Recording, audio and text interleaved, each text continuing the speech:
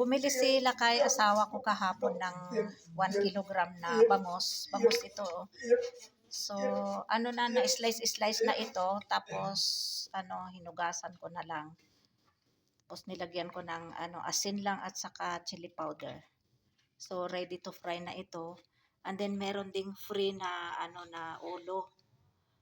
Bali, 10 pieces. Pero ito yung aking, ipapaksiw, i-half fry ko din ito. Pagkatapos kong iprito nito, i-half fry ko din ito. At saka yung, meron ding, yung kunting-kunting, yung maliliit na by piece ba. So, ihalo ko ito. And then, 4 pieces muna itong aking ipapaksiw. Tapos, itong mga ito. Tapos, sa susunod na lang itong 5 na, ulo na ipapaksiw ko. Sa mga after 2 to 3 days, 4 days like that. Tapos lagay ko ito sa ref. Tapos ito din yung niya. Oh. I-half fry ko din ito. Pero ilalagay ko muna ito sa ref. Tapos ito lang yung ipiprito ko ngayon. Yata ito, 20 pieces. Tapos ito yung i-half fry ko din para pangpaksiw ko. Ang kilo nito ay sabi nila kay ay 900 rupees. Bali, last month yata o last 2 months ago, 700 lang. Tapos, nagmahal ng 200 rupees. So, itong 900 rupees, nasa yan? Ewan ko magkano naman. 900 rupees divided by 5.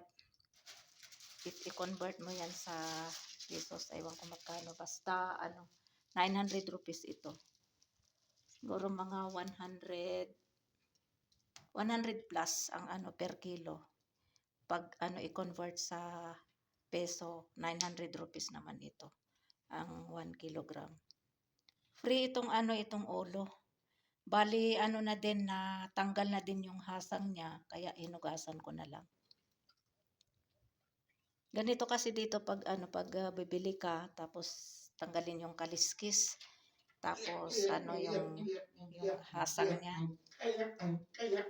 Tapos slice nila. Tapos na lang. Ikaw na lang maghuhugas.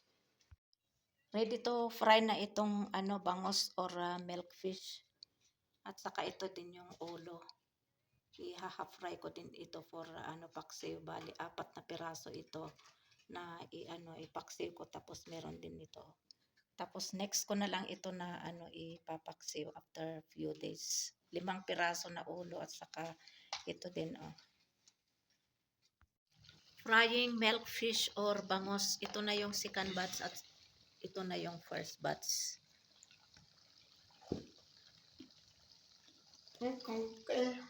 May paksiw, 4 pieces headfish and some yung maliliit ba na isda. Tapos ito na yung first and second batch.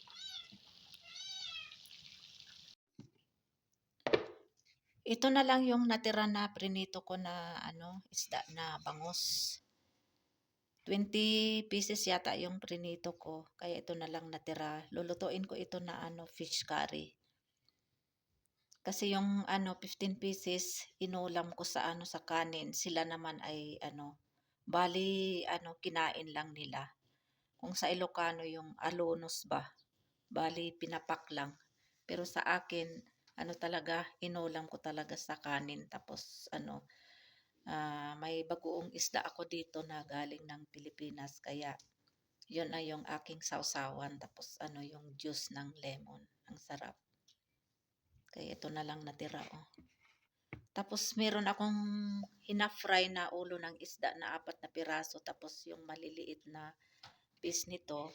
So isasama ko din yun sa sa paksiw. Mamaya magluluto ako ng paksiw. Ito din lulutuin ko din to na fish curry para may pang-ulam kami pang lunch. And then yung paksiw din. Kasi gusto nila kay din yung paksiw.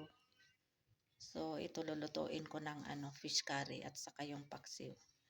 Hahaluan ko ng yung labanos, yung tubers labanos kasi wala nang talong, wala nang out of season na ng talong yung tanim namin. So, wala na din sa ano, sa market, sa bazar. So, bale tubers ng labanos na lang ang aking ihahalo at saka meron akong konting cabbage dito. So, yun na lang ang aking ihalo sa ano, paksiw. At saka ito, fish curry.